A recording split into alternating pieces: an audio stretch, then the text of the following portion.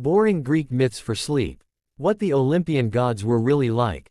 The Olympian gods lived on Mount Olympus, a place that was said to be high above the clouds, though very little actually happened there most of the time. Most days were quiet. The gods did not constantly throw lightning or start wars. Instead, they argued, complained, and attended long gatherings that rarely solved anything. Zeus, the king of the gods, spent much of his time sitting and listening. He was known for thunder, but in reality, he mostly made decisions slowly and often changed his mind.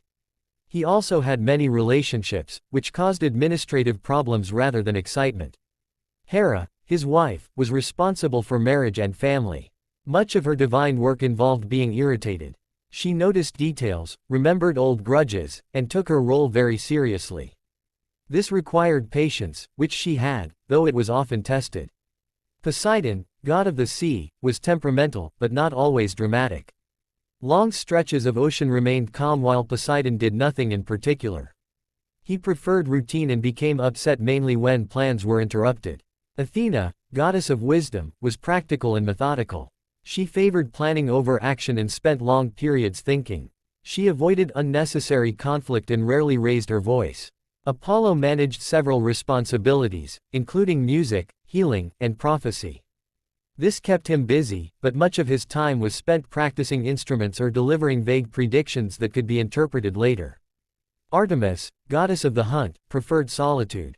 She spent her time walking quietly through forests, observing animals, and maintaining distance from social gatherings on Olympus. Ares, god of war, was actually unpopular. He was loud and impulsive, which made the other gods tired.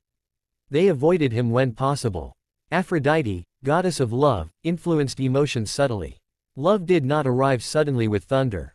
It usually developed slowly, causing mild distractions rather than chaos. Hephaestus, god of craftsmanship, worked continuously. His days were repetitive but productive, filled with careful construction and repair. Hermes, the messenger god, traveled frequently. His work involved long journeys, short conversations, and delivering information that was sometimes ignored. Hestia, goddess of the hearth, was the calmest of all.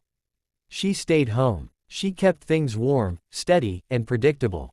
Very little changed around her, and that was the point. In the end, the Olympian gods were not always grand or dramatic. They were familiar, routine, and often tired. They argued, worked, waited, and rested, much like everyone else. And as Mount Olympus grew quiet, nothing urgent needed to happen. Everything could wait until morning.